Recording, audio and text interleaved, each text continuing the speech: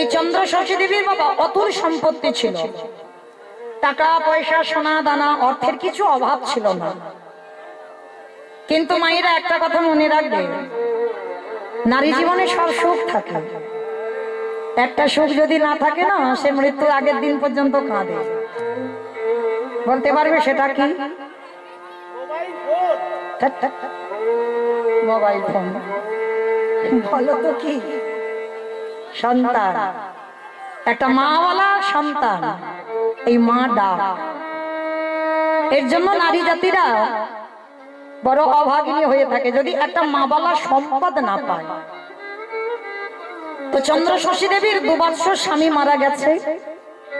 ঠিক আছে, আমার এই নায়ক বাবু যেমন প্রতি বছরের ন্যায় কীর্তন করাচ্ছে, আমি দেখতে দেখতে 2 বৎসর হয়ে গেল আসা। ঠিক এইরকম নদিয়া জেলায় কয়েকজন ভক্ত মিলে বাবা একটা হরিবাসর তৈরি করেছে। আর সেই হরিবাসরে আজকে আমি যেমন গান গাইছি, সেই নদিয়া জেলায় একটা কীর্তনিয়া হরিবাসরে দাঁড়িয়ে কীর্তন গাইছে। যেমন আপনারা দূর দূরান্ত থেকে ভক্তরা ছুটে এসেছেন গান শুনবার জন্য, কীর্তন শুনবার জন্য।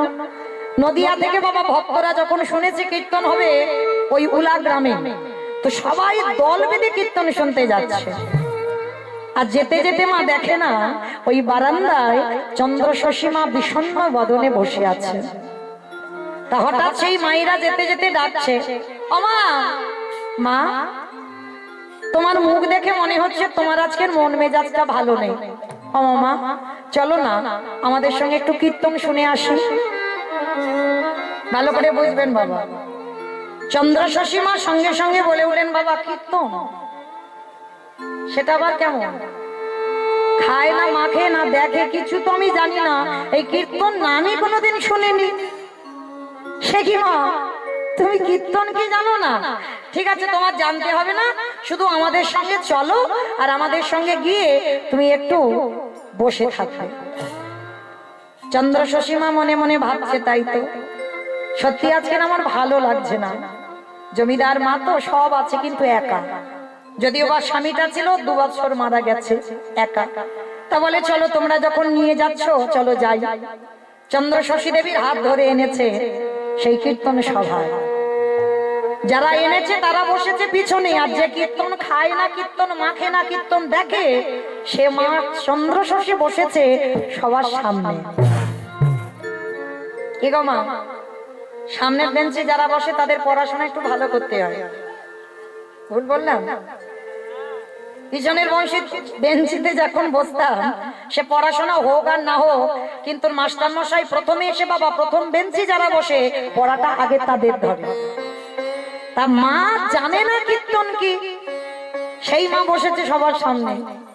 আর যারা এনেছে কীর্তন কি মানে প্রতিনিয়ত যারা কীর্তন শোনে তারা বসেছে পিছনে। হরি বল।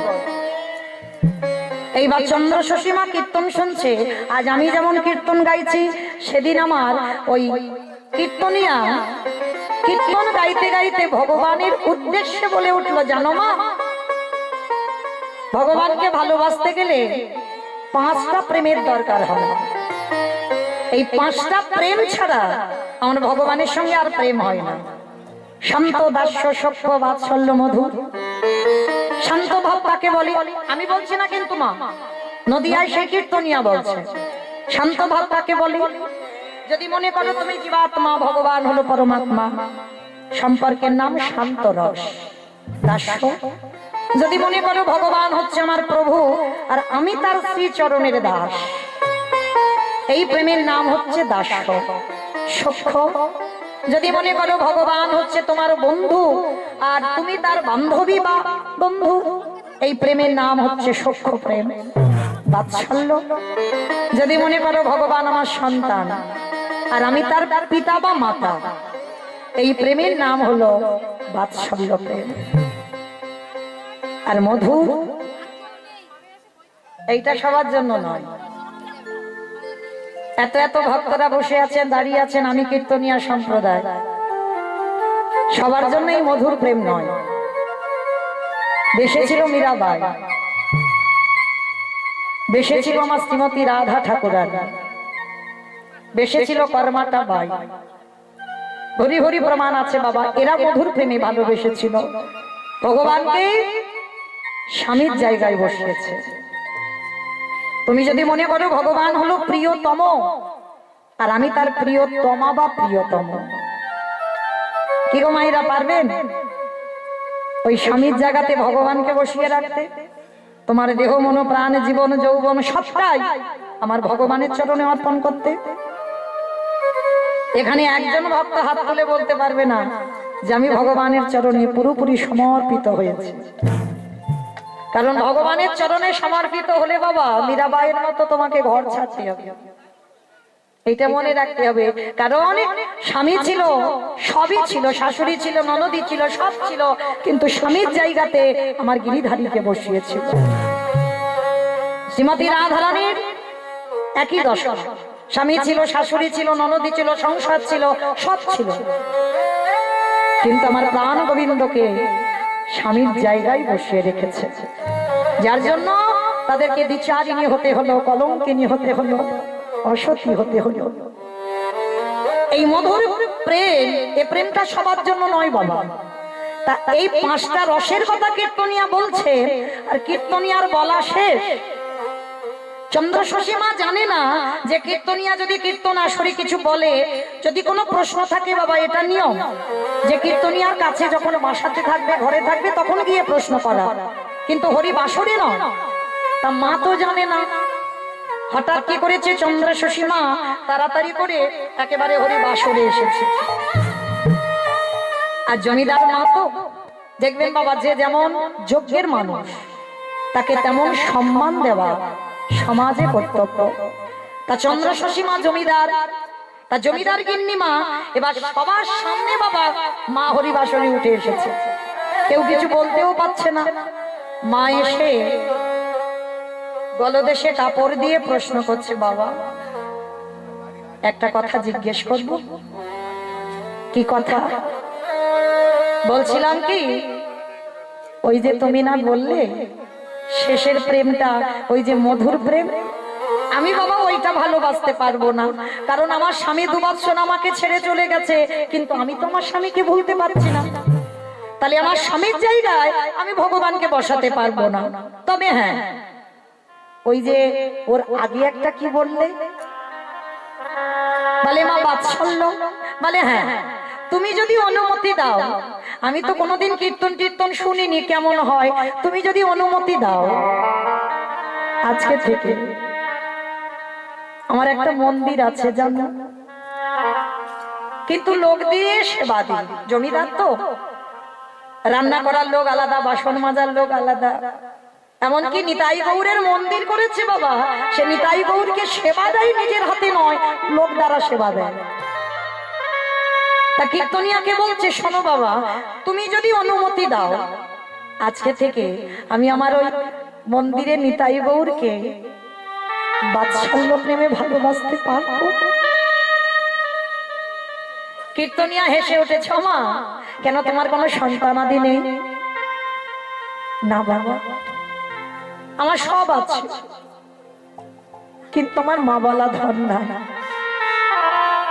কীর্তনিয়া বলে হলো, ভালোই হয়েছে মা, সেই যখন ভগবান তোমার কাছে কাউকে পাঠাইনি, একটা কাজ করো, আজকে থেকে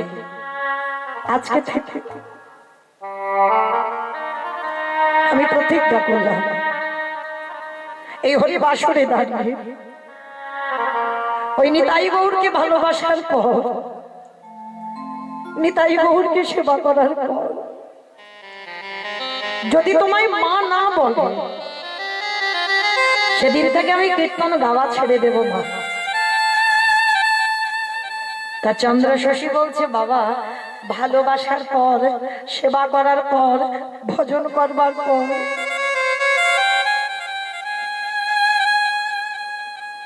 যদি মা না বলে,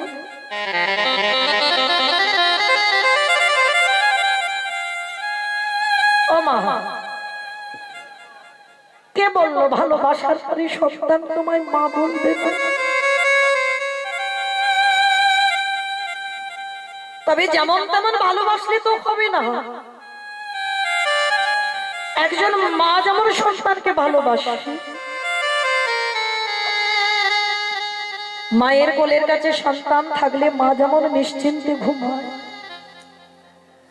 সন্তানের কোলের কাছে মা থাকলে যেমন সন্তানের ঘুম হয়, সেই প্রেম মন্দিরে নিতাই গৌরকে দিতে হবে।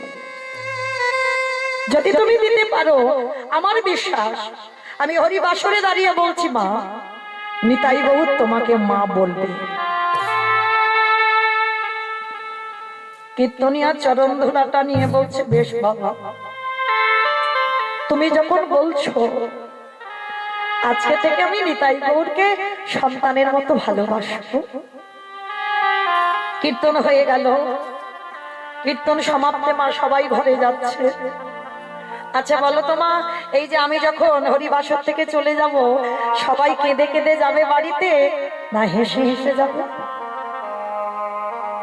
কি গো, সবাই কত গল্প করবে, কীর্তনিয়া দেখতে কেমন, কীর্তনিয়া নাচলো কেমন, কীর্তনিয়া কাঁদলো কেমন, গাইলো কেমন, কত আলোচনা হবে। এটা বাস্তব, এটা হবে। কিন্তু চন্দ্র শশীকে তারা নিয়ে এসেছিল বাবা কীর্তন শুনতে, তারা তো কত হাসি ঠাট্টা গল্প করতে করতে যাচ্ছে। আর যে চন্দ্র শশী মা কীর্তন কি জানতো না, কীর্তন খায় না, কীর্তন মাখে না, কীর্তন দেখে।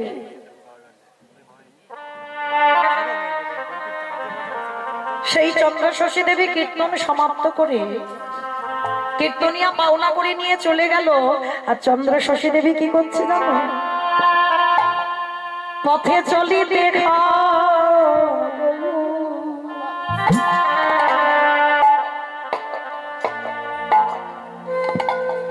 বলিতে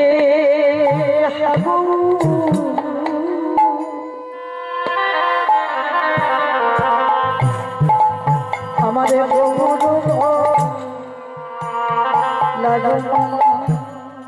আমার গৌর হয়ে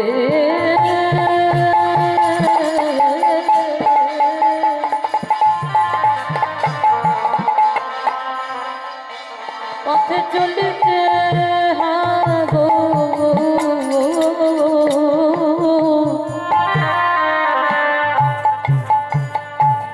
বলিতে হাগো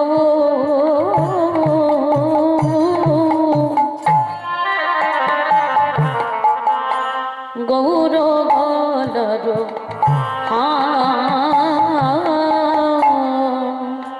বলি স্বয়ং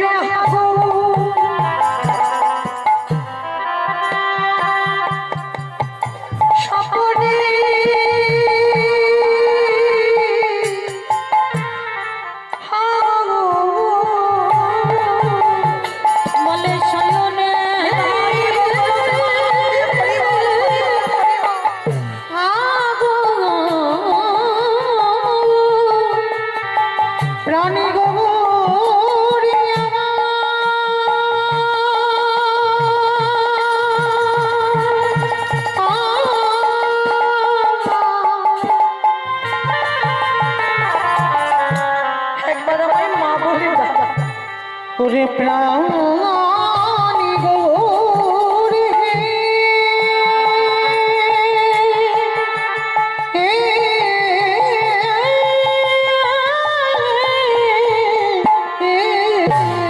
আজ শয়নে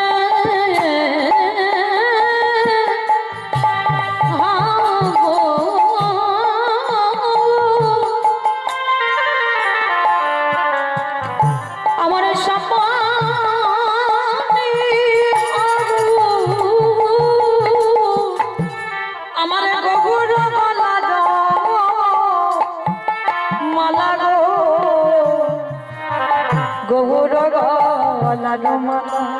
আজ শয়নে হাগৌর সম্মনে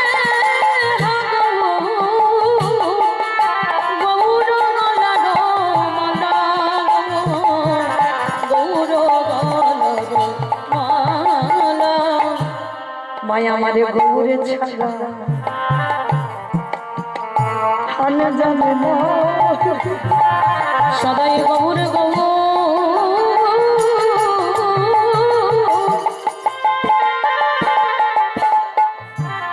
বলে ডাকে গৌর চরণ প্রাণ জানে না। চন্দ্রশশী মা সারা রাস্তা বাবা কীর্তন শুনে কাঁদতে কাঁদতে ঘরে আসছে। যারা নিয়ে গিয়েছিল তারা বলা বলি করছে, হ্যাঁ রে মার কি হলো? মা তো কীর্তন কি জানতো না, আর কি এমন হলো মায়ের মতিভ্রম, এইভাবে কেঁদে কেঁদে পাগলিনীর মতো আসছে। যে যার ঘরে চলে গেল মা। চন্দ্রশশী দেবী ঘরে ঢুকে স্নান করে,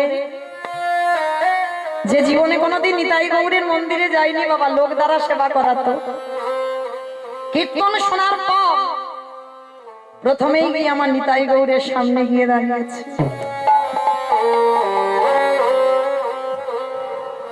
দেরি থেকে নিতাই গৌরকে কোলে করে নিয়ে বলছে, নিতাই গৌর, জানতাম না বাবা তোদের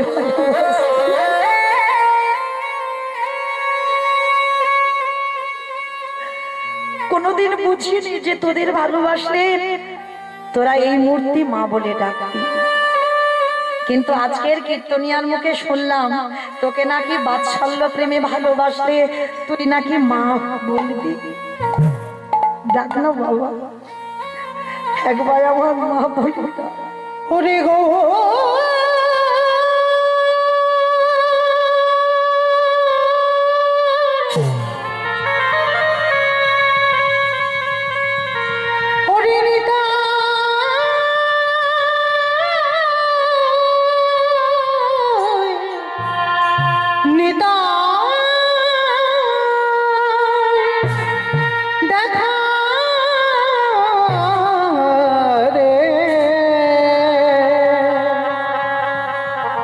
দেখা দে, দেখা দে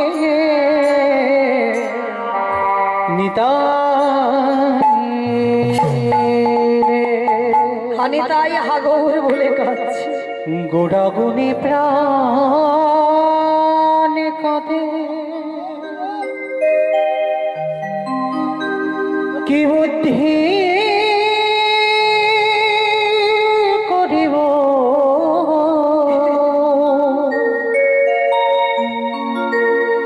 গৌরাঙ্গ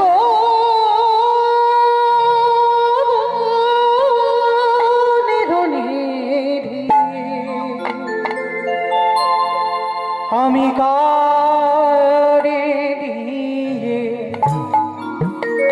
যাব গোটা বলে প্রাণ কারে কে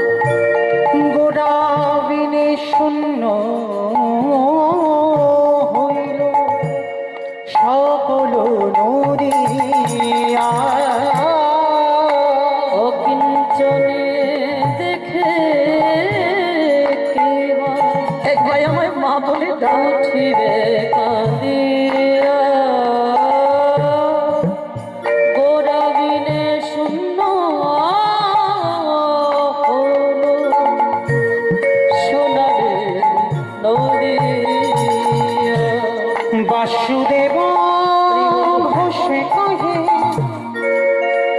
গুণ সামরিয়া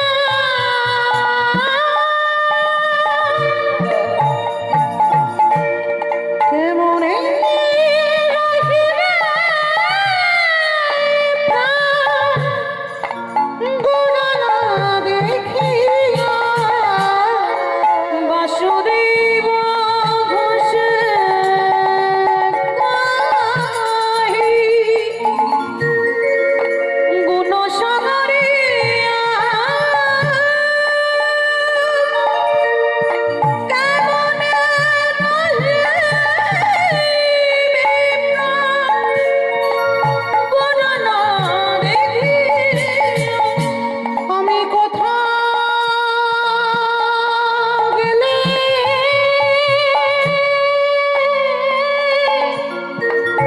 আমার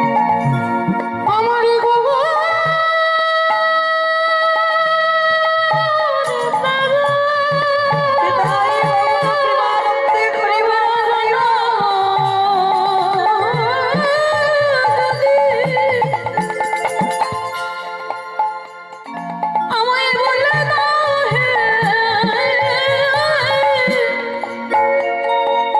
আমি কোথা গেলে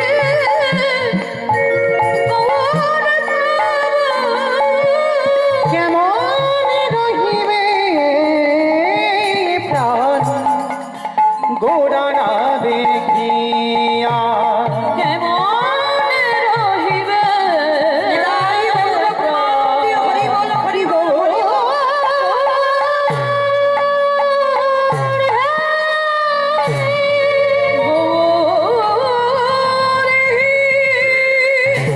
দেখা রে দেখা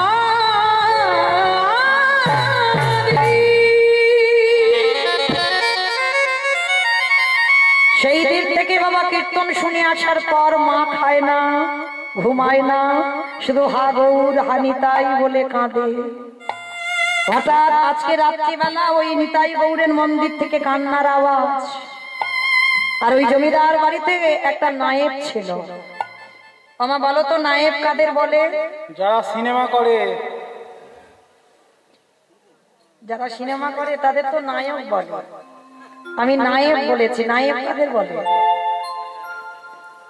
যারা জায়গা জমি আগেকার দিনে জমিদার দেয়, জায়গা জমি দেখাশোনা করে, হ্যাঁ, খাতা টাতা সারে না, তাদেরকে নায়েব বলা হয়। তা জমিদার বাড়িতে একজন নায়েব ছিল, আর ওই মায়ের বাস। তো নায়েব শুনতে পাচ্ছি রাত্রিবেলা মন্দির থেকে কান্নার আওয়াজ, তাই তো মায়ের কণ্ঠস্বর। দাঁড়াও দেখি তো বিয়ে কি হয়েছে। ঠাকুর ঘরে গিয়ে দরজা ধাক্কা দিচ্ছে, মা ও মা, মা গো। মা বুঝতে পেরেছে নায়েব এসেছে। কোল থেকে নিতাই গৌরকে মন্দিরের বেদির উপরে রেখে দরজাটা খুলে দিয়েছে। কি বাবা, তাড়াতাড়ি করে চোখের জলটা মুছে দিয়েছে, বুঝতে দেবে না। বলো বাবা কি হয়েছে? ও মা, তোমার কি হয়েছে বলতে পারো? সেই যেদিন থেকে কীর্তন শুনে তুমি এলে, সারাদিন খাওয়া নাই, ঘুম নাই, হা গৌর হা নিতাই বলে কাঁদছো। ও মা, এতদিন তো নিতাই বলে কাঁদলে, এতদিন তো গৌর বলে কাঁদলে, নিতাই গৌর তোমায় মা বলেছে? বলো, এত কষ্ট করে যে খাওয়া ঘুম বন্ধ করে দিচ্ছ, নিতাই গৌর তোমায় মা বলেছে? চন্দ্রশাসী দেবী হেসে বলে উঠলো, বাবা এই জায়গায় তো তোমরা ভুল করে ফেলে। সাধিতে সাধিতে যদি কৃষ্ণ কৃপা করে, কৃষ্ণ কৃপা করে এ জন্মে না হয়, জন্ম জন্মান্তরে এ জন্মে আমি মা নাই বা হলাম, এর পরের জন্মে মা নাই বা হলাম, তার পরের জন্মে মা নাই বা হলাম। কিন্তু প্রেম যদি সত্যি হয়, ভালোবাসা যদি সত্যি হয়, তাকে আমার কাছে ধরা দিতে হবে। মানে কোন এক জন্মে তাকে আমার কাছে ধরা দিতে হবে। বেশ, তা নায়েব বলছে, ও মা, তুমি যত ইচ্ছা কাঁদো, নিতাই বলে আর গৌর বলে, আমি আর তোমার কান্না সামলাতে আসবো না। তবে মা, বলছিলাম কি, বাবু যতদিন বেঁচে ছিল বীরভূম শিউরি এটা কোনো গল্প কথা নয় বাবা, আজও যাবেন বীরভূম শিউড়ি পানোরিয়া গ্রাম। আর ওই পানোরিয়া গ্রামে বাবু বেঁচে থাকতে কিছু জমি ভাগে চাষ করতে দিয়েছিল। ও মামা চলো না, বাবু মরে যেতে আর খাজনা ওরা দেয় না, আমি গেলে তো গুরুত্বই দিচ্ছে না। ও মামা চলো না, খাজনাটা নিয়ে আসি। বলে বাবা আমার বাতের ব্যথা, আমি চলতে পারি না, আমি নবদ্বীপ থেকে বীরভূম যাব কি করে? বলে মা তুমি একটু দাঁড়া, তোমাকে হেঁটে যেতে হবে না। ছুটে গেল নায়েব পাশের গ্রামে। ঘোকা চ বাবা, আমা বেয়ারা পাড়াতে গেছে। বলো তো বেয়ারা কাদের বলে? বেয়ারা কাদের বলে?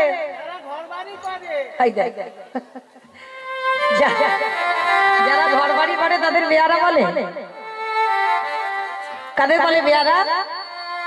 হ্যাঁ, যারা পালকি চালায়, তাই তো, যারা পালকি বয়ে নিয়ে যায়। তা বেয়ারা পাড়াতে গিয়ে বলছে খোকা চল, মাকে নিয়ে একটু বীরভূম যেতে হবে, চল। এইবার মা কি করেছে, আজকের পালকিতে বসেছে আর দুইজন বেয়ারা ওই পালকিটাকে ধরে আজকে নিয়ে যাচ্ছে। আর বেয়ারারা যে সুরে গান গায়, পালকি চলে রে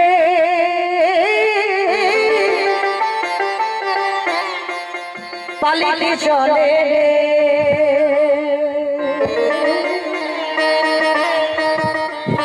পালকি চলে পালকি চলে পালকি চলে। মাইরা তুলুন ধরে, পালকি চলে রে ঘুমনা রে ঘুমনা, পালকি চলে রে ঘুমনা রে চলে পালকি চলে ঘুমনা রে পালকি চলে ঘুমনা রে ঘুমনা, পালকি চলে রে পালকি চলে রে পালকি চলে ঘুমনা রে ঘুমনা, পালকি চলে ঘুমনা রে ঘুমনা, ঘুমনা রে ঘুমনা, পালকি চলে পালকি চলে পালকি চলে পালকি চলে পালকি থামা। মা বড্ড ভারী বলে, মা বড্ড ভারী। তাই পালকিটা থামিয়েছে বীরভূম পানোরিয়া রাস্তায়। আর এদিকে বাবা নায়েব পিছনে পিছনে হেঁটে হেঁটে আসছে। আর হেঁটে আসতে আসতে বাবা দুদিকে ধান ভালো হয়েছে, ধান দেখে রেখে আসছে। আর নায়েবের রাস্তার দিকে নজরই নাই। আর ওই রাস্তার মাঝখানে একটা গর্ত আছে, নায়েব তো জানে না।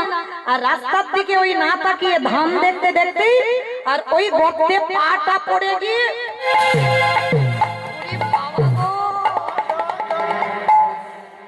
হাঁটুটা গেল গো। বাবা এক মানুষ একটা গর্তে যদি পা পড়ে, সে আর পা থাকবে বলে মনে হয়? একটা পা উপরে, একটা পা মাটির গর্তে চলে গেছে, হাঁটু থেকে ভেঙে গেছে। নায়েব তো চিৎকার করছে। পালকি থেকে মা নেমে এসেছে, বলে খোকা হলো কি? বলে মা বলো না, এরা 2 বছর খাজনা দেয়নি, আবার রাস্তাগুলোর অবস্থা কি করে রেখেছে দেখো। আচ্ছা মা, হঠাৎ যদি অচেনা লোক হঠাৎ যদি রাস্তার মাঝখানে পালকি থামিয়ে চিৎকার চেঁচামেচি হয়, কাছাকাছি থেকে বাড়িগুলো থেকে লোকজন দেখতে যাবে না? বলবে না কি হয় দেখি, কারা এসেছে দেখি। আর ঠিক সেই সময় কতগুলো মেয়ে এসেছে বাবা জলের ঘাটে জল আনতে। আর এসে দেখে না চন্দ্র শশী মা লম্বা চওড়া দাঁড়িয়ে আছে। আর মাকে দেখা মাত্র সবাই বাবা পিছনে হাঁটছে, কেউ আর আগিয়ে যাবে না। কেন? বলে আগিয়ে গেলেই তো মা এক্ষুনি বলবে 2 বছর খাজনা দিইনি কেন। বলে বাবা যাওয়ার দরকার নাই, বলে সবাই পিছনে হাঁটছে। কিন্তু মা তো দেখতে পেয়েছে। মা বলছে ও মাইরা এদিকে শোনো তো দেখে, এদিকে এসো। একি তোমরা এমন করে আমাকে দেখে ভয়ে পালিয়ে যাচ্ছ কেন? এসো দেখি আমার কাছে, এসো তো দেখি। ও মাইরা দেখবেন গলার আওয়াজ শুনলে, তাদের সঙ্গে কথা বললেই বোঝা যাবে বাবা কোন মানুষটা রাগী হয় আর কোন মানুষটা রাগী হয় না। কি মা বোঝা যায় না? দেখবেন গলার আওয়াজ শুনলে তোমার সঙ্গে কথা বললেই তুমি বুঝতে পারবে। তা যেই না চন্দ্র শশী ডেকেছে সমস্ত মায়েরা বলা বলি করছে, দিদি বল দিদি রে, হ্যাঁ মা বড্ড ভালো, খুব ভালো। চল এইবার মা বড্ড ভালো বলে তারাও তো বুদ্ধিমতী কম নয়, যাতে খাজনা না চাইতে পারে তার জন্য কি করছে জানো, কেহ কেহ পাখারা বাতাস করে, কেহ কেহ মায়ের চরণে প্রণাম করে জিজ্ঞেস করে, মা তুমি কেমন আছো? কি গো মা, যত তোমার রাগ হোক না কেন, কেউ যদি গিয়ে পাখার বাতাস করে, কেউ যদি চরণ ধৌত করে দেয়, কেউ যদি প্রণাম করে জিজ্ঞেস করে, মা তুমি ভালো আছো তো? মায়েরা আর রাগ থাকবে? রাগ বলে জল হয়ে যাবে না? চন্দ্র শশী মার কিচ্ছু রাগ নেই, এইবার বলে বলেন, আচ্ছা মায়েরা তোমাদের স্বভাব তো খুব ভালো, তাহলে এত যখন স্বভাব ভালো, চরিত্র ভালো, কথাবার্তা ভালো, তা আমাকে 2 বছর খাজনাটা দাওনি কেন? যে খাজনার ভয়ে আসতে চাইছিল না মা, সেই খাজনার কথা বলছে। তা সবাই তো মাথা নিচু করে আছে, কেউ তো জানেই না 2 বছর খাজনা কেন দেওয়া হচ্ছে না। এমন সময় ওদের মধ্যে ছিল বাবা একজন খেপা গোয়ালা, একজন খেপা গোয়ালা। কিসের খেপা জানো? যারা কৃষ্ণ প্রেমে পাগল, তাদের দেখতে একটু পাগল পাগল মতো মনে হয়, সমাজ তাদেরকে পাগলই বলে আখ্যা দেয়। এইবার সেই খেপা গোয়ালা ছুটে এসেছে, ওমা মা গো, এরা তো কেউ জানেই না যে 2 বছর খাজনা কেন দেওয়া হয়নি, আমি একা জানি। তুমি একা জানো? বলে হ্যাঁ। আর শোনো মা, এই যে তুমি বলছো না এই রাস্তাঘাট গুলোকে ভালো করিনি কেন, এই রাস্তায় এক মানুষ একটা গর্ত হলো কেন, এরা তো কেউ জানে না, জানি তো আমি।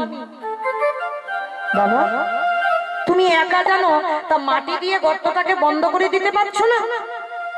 বলে হ্যাঁ পারি, কিন্তু তুমি কি জানো এই গর্তটা কেন হলো? জানো না তো, আজ আমি তোমাকে বলবো। এতদিন সোনার মতো মানুষ পাই নাই, তাই আমার মনের কথা কোনোদিন কারোরে বলতে পারি না। তুমি যখন শুনবে বলে দাঁড়িয়েছ, আজ আমি আমার বদন ভরে তোমার সেই কথাগুলো শোনাবো। বলো আজ আমি শুনবো কিসের জন্য এই গর্তটা হলো? জানো মা, আমি তো খেপা গোয়ালা, আর গোয়ালাদের একটা জাত ব্যবসা আছে। বলো তো কি ব্যবসা? দেখেছো, এটা আমাকে হিরসে করে বললো, না দেয় না। আমার বাবার তো ছানার ব্যবসা, বাবা দেবে কি করে দুধে জল? যদি দুধ ব্যবসা হতো তাহলে নয় হতো, কিন্তু হিসাব ছানার হয়। আর গোয়ালা জাতিদের ওদের ব্যবসা হচ্ছে একটা দুধেরই ব্যবসা। তা আজকের কি করেছে বাবা, ওই খেপা কি করতো, প্রতিদিন ব্রহ্ম মুহূর্তে বেরিয়ে যেত, ওই লোকের বাড়ি বাড়ি থেকে দুধ দুই দোকানে দিতে যেত। তো আজকে ভোরের বেলা গেছে, হঠাৎ ওই রাস্তার মাঝখানে যেটা গর্ত দেখছো, জানো মা ওটা গর্ত ছিল না, ওটা ছিল মাটির একটা বিশাল বড় স্তূপ। জানো মা, হঠাৎ আমি ওর পাশ দিয়ে যাচ্ছিলাম, যেতে যেতে দেখলাম ওই মাটির দুদিকে পা দিয়ে একটা গাভী, সেই গাভীটা দুদিকে পা দিয়ে দাঁড়িয়ে আছে, আর গাভীটার মাঠ দিয়ে আপনি আপনি দুগ্ধ ঝরে পড়ছে। সে কি বাবা, গাভীর দুগ্ধ কেউ দহন করছে না? বলে না মা, আমি অনেকক্ষণ ধরে দেখছি যে কেউ হয়তো গাভীর দুগ্ধ দহন করছে, কিন্তু না, গাভীটা এলো আর দুদিকে ওই দুটো দুটো চারটে পা দিয়ে দাঁড়ালো, আর মাঠ দিয়ে আপনি আপনি দুগ্ধ ঝরে পড়ছে। জানো মা, একদিন হয়ে গেল, দ্বিতীয় দিনে আবার এলাম, আবারও দেখলাম গাভীটা দাঁড়িয়ে থাকে, মাঠ দিয়ে আপনি আপনি দুগ্ধ ঝরে পড়ে। আমি মনে মনে ভাবলাম নিশ্চয়ই মাটির মধ্যে কিছু একটা আছে, কিছু যদি না থাকবে ওই গরুটা আসবে কেন, আর দুধ দেবে কেন, আর চলে যাবেই বা কেন? জানো মা, আমার ছেলেকে নিয়ে এলাম, ওই অস্ত্র শস্ত্র নিয়ে মাটিটা কাটতে লাগলাম। ওই মাটি কাটতে কাটতে কাটতে কাটতে যখন আর মাটি কাটতে পারছি না, এক মানুষ গর্ত হয়ে গেল। জানো মা, যতবার ওই লোহার বস্তু দিয়ে আঘাত করি, ততবার মনে হয় কারোর অঙ্গে গিয়ে লাগছে। সে কি বাবা, মাটির ভিতরে তুমি অস্ত্র দিয়ে আঘাত করছো, কারোর গায়ে লাগছে? বলে হ্যাঁ মা, আমার অনুভূতি হলো কারোর গায়ে লাগছে। আর যতবার আঘাত করছে কিছুতে ভাঙছে না। জানো মা, আমি লাফ দিয়ে পড়লাম মাটির মধ্যে, আর লাফ দিয়ে পড়ে হাত দিয়ে দিয়ে মাটি তুলছিলাম। হাত দিয়ে দিয়ে মাটি তুলতে তুলতে হঠাৎ দেখলাম ওই যার অঙ্গে আঘাত করছিলাম সেটা অন্য কেউ নয়, ওই মাটির মধ্যেই ছোট ছোট নিতাই গৌরে দাঁড়িয়ে আছে। নিতাই গৌর হরি বল, হরি বল, হরি বল। যেই না বলেছে নিতাই গৌর মাটির মধ্যে দাঁড়িয়ে আছে, চন্দ্র শশী চিৎকার করে বলে উঠল নিতাই।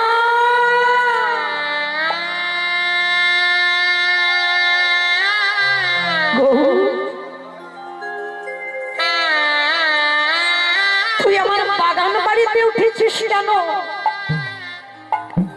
আমার রাজপ্রাসাদে অতগুলো ঘর ফাঁকা পড়েছিল, পারলি না আমার একটা ঘরের মধ্যে গিয়ে তুই থাকবি, তুই আমার বাগান বাড়িতে কেন উঠলি?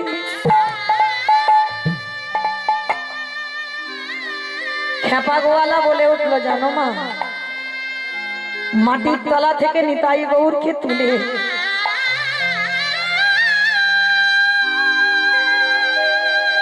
ফেলে দিইনি মা, ফেলে দিইনি। গ্রামের শেষে একটা মন্দির নির্মাণ করেছে। জানো মা, একাদশী ছাড়া দিনে দুবার করে অন্ন ভোগ হয়, আর সেই প্রসাদ গ্রামের বালক বৃদ্ধা যুবক যুবতী সবাই পায়। তুমি তো জমিদার মা, কত হিসাব পত্র জানো। যদি একাদশী ছাড়া দিনে দুবার করে অন্ন ভোগ হয় আর সেই প্রসাদ যদি সবাই পায়, বলতে পারবে কত অন্ন ব্যঞ্জনের প্রয়োজন হয়? মাগো, তুমি না বললে 2 বছর খাজনা দিইনি আমরা? কেন দিইনি শোনো, তোমার এই জমির ধান আমরা কেউ পেটে খাই না।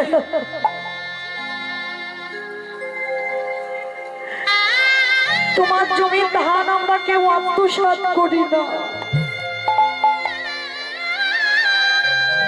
তুমি জানো না মা, তোমার এই জমির ধান দিয়ে আমরা নিতাই গৌরের ভোগ লাগাই। তবে হ্যাঁ, তুমি যদি বলো নিতাই গৌরের সেবা বন্ধ করে কালকে তোমার খাজনা মুকুব করতে হবে, কথা দিলাম কাল নয় আজ এই মুহূর্তে গৌরের সেবা যদি বন্ধ করতে হয়, নিতাই সেবা যদি বন্ধ করতে হয়, আজ এই মুহূর্তে তোমার খাজনা আমরা মুকুব করে দেব।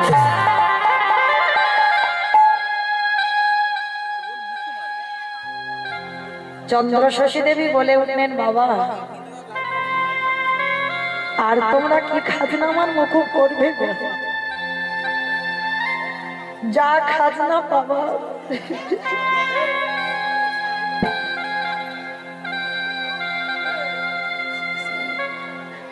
তোমাদের কাছেই এসে তো পেয়ে গেলাম। ওরে নিতাই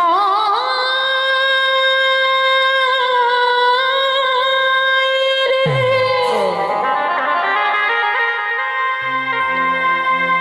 ওরে গো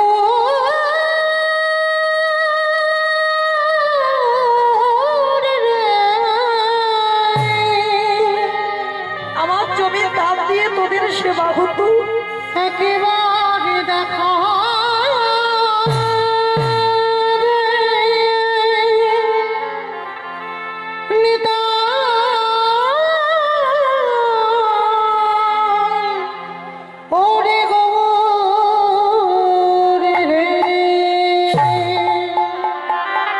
চন্দ্র শশী জমিতে দাঁড়িয়ে প্রতিজ্ঞা করলো, শোনো বাবা, আজকে থেকে আমার এই বীরভূম পানুরিয়াতে যত জায়গা জমি সম্পত্তি আছে, আজকে থেকে আমার নিতাই গৌড়ের সেবায় সব দান করে দিলাম। নিতাই গৌড় প্রেমানন্দে হরি বল, হরি বল, হরি বল।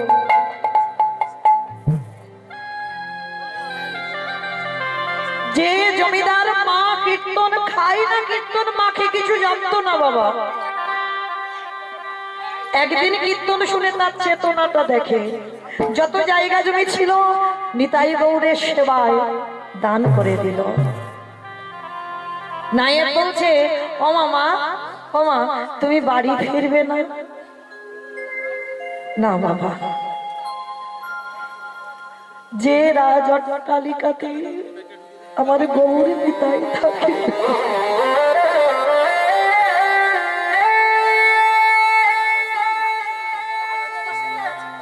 যে রাজপ্রাসাদে আমার নিতাই গৌর থাকে না, বাগান বাড়িতে এসে ওঠে, আমি তো আজকে থেকে আর ওই অট্টালিকাতে যাব না, কারণ ওখানে যে আমার নিতাই গৌর নেই গো। ও মা, তাহলে ওই জমিদারি, ওই জায়গা জমি ঘর বাড়ি কি হবে? বলে নাই, যতদিন তুমি থাকবে থাকো, আর তারপরে যত আমার জায়গা জমি সম্পত্তি আছে সবটাই আমার নিতাই গৌরের নামে সব দান করে যাবে। হাতে কিছু রেখে গোবিন্দ সেবা হয় না।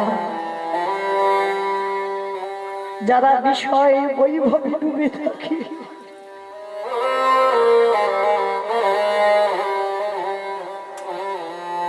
যারা কামনা বাসনায় ডুবে থাকে,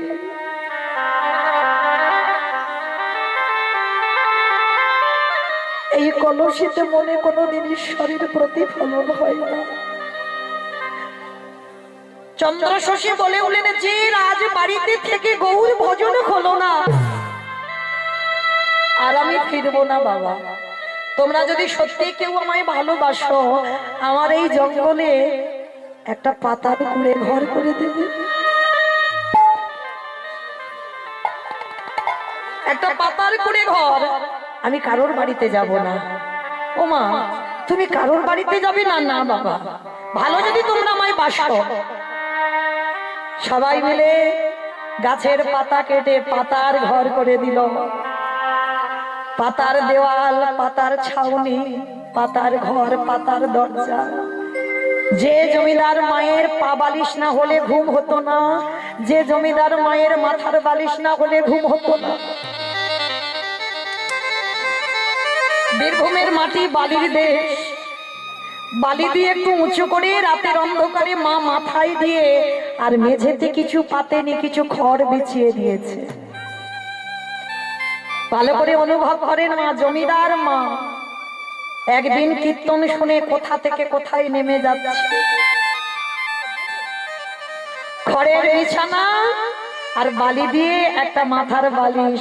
যেই না বালিশটা মাথায় দিয়েছে, কে যেন দৈববাণী করে বলল, হ্যাঁ রে, এখনো বিষয় ভোগ বাসনা গেল না। মাথার বালিশ না হলে ঘুমাতে পারছিস না, এখনো তুই বিষয় ডুবে রইলি। বালিটা ফেলে দিল। এই প্রশ্নটা বাবা জমিদার লালা বাবুকে করেছিল। আস্তে মা, কথা নয়। লালা বাবু যখন একটা কথাই সবকিছু ত্যাগ করেছিল, বাবুজি বেলা যে ডুবে যায়, বাসনায় আগুন দেবে না। ওই একটা কথাই লালা যেদিন সংসার ছাড়লো, রাতের অন্ধকারে লালা বাবু একটা পাথর নিয়ে মাথাতে বালিশ করে ঘুমিয়েছে রাস্তায় গাছতলা। কে যেন বলে উঠলো, লালা পারবি তো আমার জন্য একটা মন্দির করে দিতে? লালা বাবু ডুকরে কেঁদে উঠেছিল, প্রভু একদিন আমি জমিদার লালা ছিলাম, কিন্তু আজ তো আমার জমিদারি নেই, আজ আমার কোনো অর্থ নেই, আমার কোনো টাকা পয়সা নেই। তোমার মন্দির বানাতে গেলে টাকা পয়সা লাগবে, ইট বালি সিমেন্ট কিনতে হবে, আমি পাবো কোথায়? লালাকে বলেছিল, লালা আমি ইট বালি সিমেন্টে গাঁথা মন্দিরে থাকি না, আমি কোথায় থাকি জানিস? আমার জন্য মন্দির করতে গেলে অর্থের দরকার হয় না। পারবি? আমাকে রাখতে গেলে তোর একটু ওই হৃদয় মন্দিরে জায়গা করে দিতে। আমি আজকের পর থেকে আমি তোর হৃদয় মন্দিরে বাস করতে চাই। তাই মনে রাখবেন বাবা, ধন সম্পত্তি থাকলে তাকে ধনী বলে না, ধনী তাকেই বলে যার হৃদয়ে কৃষ্ণ প্রেমের ভান্ডার আছে। শুধু ধনে থাকিলে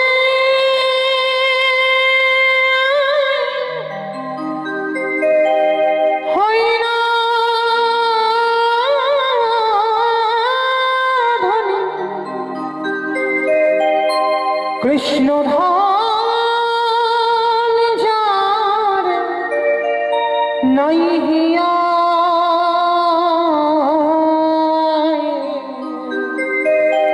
ওরে কেবা ধনী কেবা গরিব বোঝা ভরা। শুধু ধন থাকিলে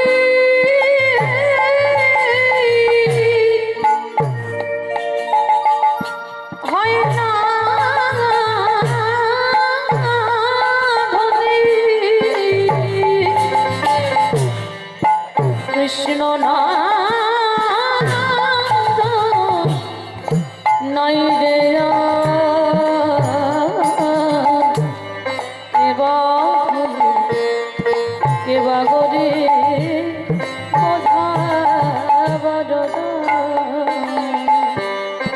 কৃষ্ণ ধনে যারে ভরা হৃদয়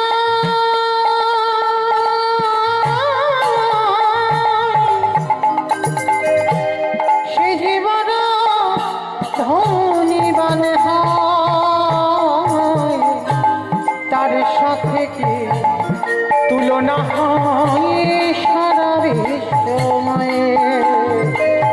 কেবা হলে কেবা গরে বোঝা নাহি যায়। হও না যতই পুঁজির রাজা,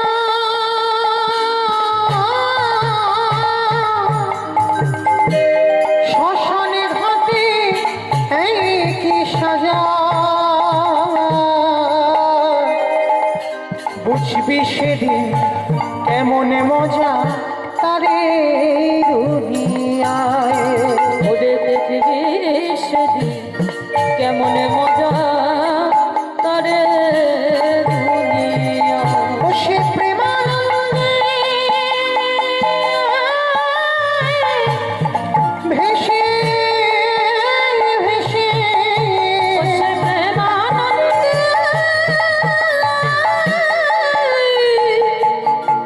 ভেসে ভেসে মহানন্দে ঢেউ খেলা। কেবা গরি কেবা ধনে বোঝা নিতাই গৌর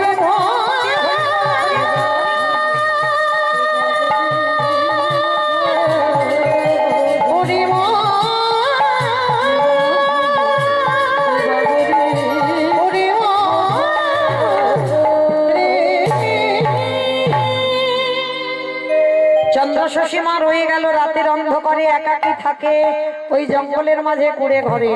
আর মন্দিরে নিতাই গৌর আর থাকতে পারলো না। আমার গৌর কি করেছে, দাদা নিতাইকে ডেকেছে, দাদা এ দাদা, দাদা রে চল না একটা একটা জায়গায় যাই। নিতাই দাদা বলছে, গৌরকে বলছে, আরে ভাই কোথায় যাবো এত রাত্রিবেলা? বলে দাদা চল না ওই জঙ্গলের মাঝে একটু ঘুরে আসি।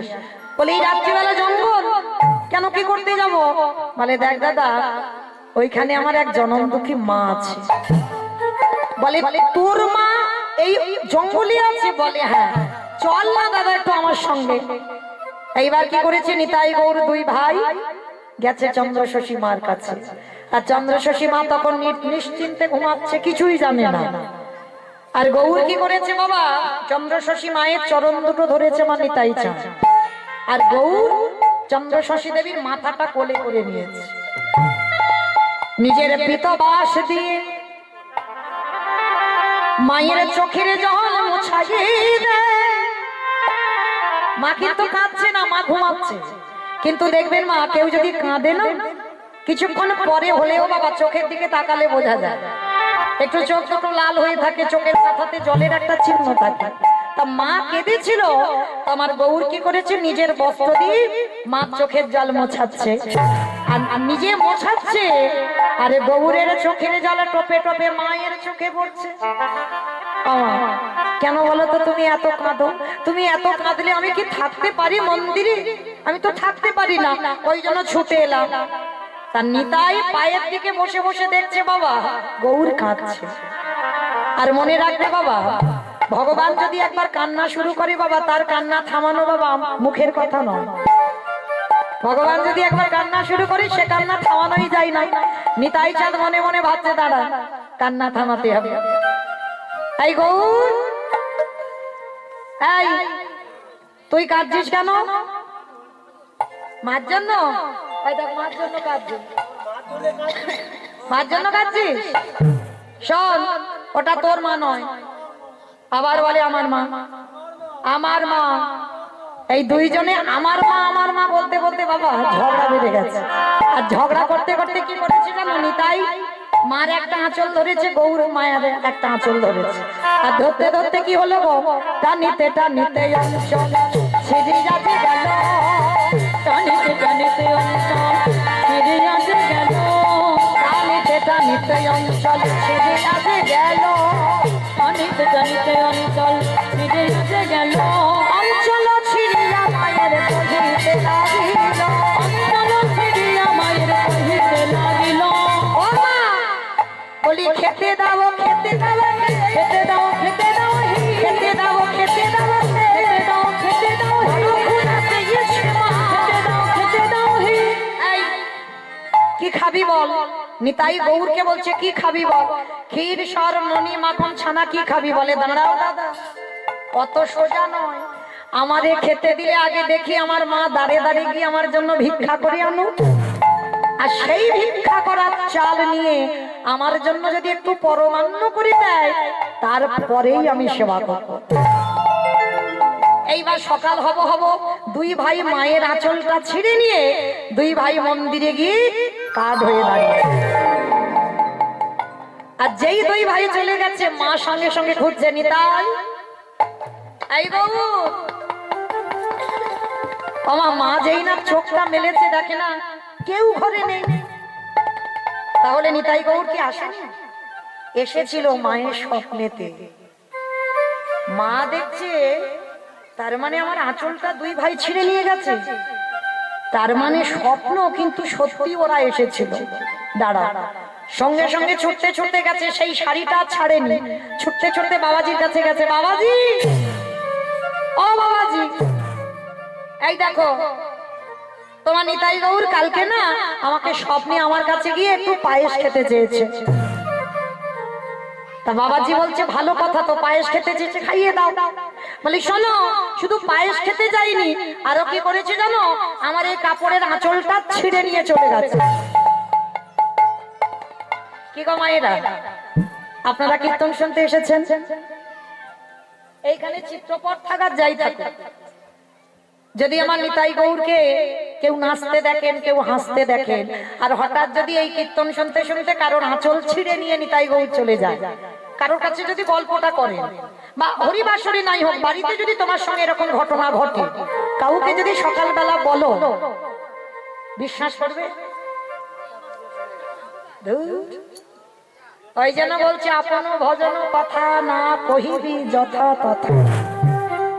ভজনের মানুষ যদি তুমি না পাও, জীবনে তোমার ভজনের কথা, তোমার কৃপার কথা কোনোদিন কাউকে বলতে নেই। ওই জন্য সাবধান। এইবার যেই না বাবা নিতাই গৌর, এই দেখো বাবাজি বলছে, মা যে কি বলো না, আমার নিতাই গৌর স্বপ্নেতে পায়েস খেতে চেয়েছে, এটা মেনে নেওয়া যায়, কিন্তু নিতাই গৌর যে আঁচল ছিঁড়ে নিয়ে গেছে, এইটা মানে না।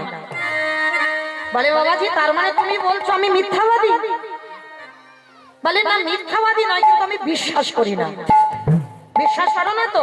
ঠিক আছে, মন্দিরে গিয়ে দেখো ওদের দুজনের হাতে আমার এই শাড়িটা ছেঁড়া ওদের হাতে আছে। বাবাজি বলছে ঠিক আছে আমি গিয়ে দেখি। যেই না মন্দিরের দরজা খুললো, যেই না মন্দিরের দরজা খুলে দিল, যেই নাই আমার নিতাই গৌরের সামনে গিয়ে দাঁড়াইছে, দেখে না নিতাই গৌর দুই ভাই দাঁড়াইয়ে আছে। এইবারে যেই নাই আছে ওই কাপড়টা ছেঁড়া ওই টুকরোটা আমার নিতাই গৌর হাতে ধরে আছে। আর যেই না নিতাই গৌরের ওই রূপটা দেখেছে, ছুটতে ছুটতে বাবাজি এসে একেবারে আছাড় খেয়ে চন্দ্রশশী মা বলে মা তুমি বড় ভাগ্যবতী, এতদিন আমি তার সেবা করে তার কুল কিনারা না পেলাম না, আরে তুমি কাল এসে আজ তুমি তার স্বপ্নে শুধু দেখলে না, তোমার কাছে পরমান্ন খেতে চাইলো, শুধু পরমান্ন নয় আবার তোমার আঁচল ছিঁড়ে নিয়ে চলে গেল। তুমি ভাগ্যবতী মা, যাও আজই আমি তোমার কর্ণে দীক্ষা মন্ত্র দেব, আর দীক্ষা মন্ত্র নিয়ে তুমি নিজের হাতে নিতাই গৌরকে সেবা দেবে। বলে বাবা আমি তো কোনো মন্ত্র জানি না। বলে মন্ত্রের দরকার হবে না, মন যদি শুদ্ধ হয় কোনো মন্ত্রের প্রয়োজন হয় না। তুমি তোমার ছেলেকে যেমন ভালোবাসো, তুমি যে কথাগুলো বলবে সেটাই তো মন্ত্র হয়ে যাবে, সেইভাবেই তুমি ওকে খাওয়াও। মা ভিক্ষা করে কিছু চাল ডাল যা পেয়েছি ওই এত অন্ন দিয়ে একটু পরমান্ন করেছে। ও মায়েরা, ভগবানকে খেতে দিতে শিখেছো? কিন্তু চাওয়ার বেলা এত এত চেয়ে নিচ্ছি, ঠাকুর ছেলের একটা চাকরি দাও, আমার স্বামীটা যেন ভালো থাকে, পরিবার যেন ভালো থাকে, আমার অসুখ যেন ভালো হয়ে যায়। মানে গুনে গুনে দুটো নকুল দানা দেবো আর ছোট থালা ছোট গ্লাস, মানে একেবারে কোম্পানি মেপে দিয়েছে বাবা, যে গ্লাসের জল জিহবাই দিলে বাবা জিহবা ভিজবে না। ছোট্ট থালা, একটা শশার টুকরো দেবে, সে থালা শেষ আর জায়গা নেই। এই তো ভালোবাসা। কিন্তু একবারও ভেবে দেখেছো তুমি তোমার ছেলেটাকে ওই দুটো নকুল দানা আর বাতাসা খাইয়ে 24 ঘন্টা রেখে দেখেছো কতটা কষ্ট লাগে? বাৎসল্য প্রেমে যদি তুমি ভালোবাসো, আজকে শিখে নাও চন্দ্রশশী দেবী কিরকম ভালোবেসেছিল। আসন পেতে দিয়েছে মা, এটা প্রতিটা নারীর কর্তব্য। অনেকে আছেন দেখবেন আসন পেতে দিল, অন্যের থালা গিয়ে ধরে দিয়ে দিল। যতক্ষণ না আসনে কেউ বসে কোনোদিন ধরে দিতে নেই বাবা, কোনোদিন কখনো দেবে না, কখনো করবে না। যতক্ষণ না আসনে, যাকে ছেলে বলো স্বামী বলো আত্মীয় পরিজন যেই আসবে আসনে বসবে, তারপরে তুমি অন্ন ব্যঞ্জন দেবে, তার আগে না। কিন্তু মা ভগবানের আসন পেতেছ, আর ভগবান আসনে যদি না বসে ডালাটা দিয়ে চলে আসবে, তুই খাস খা না খাস না খা, আমি চললাম। আগে বসবে তো, তারপরে তো সেবা দেবে।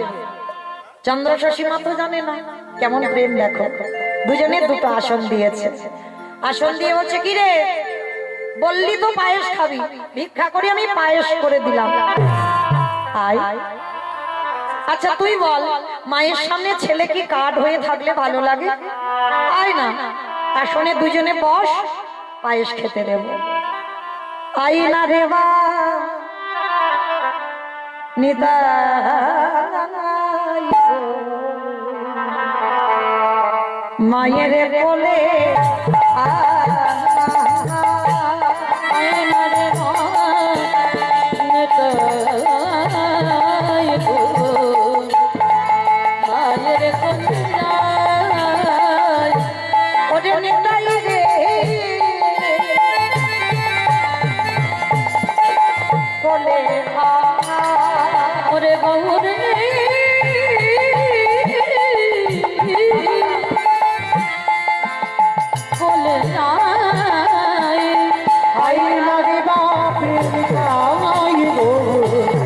মায়ের কোলে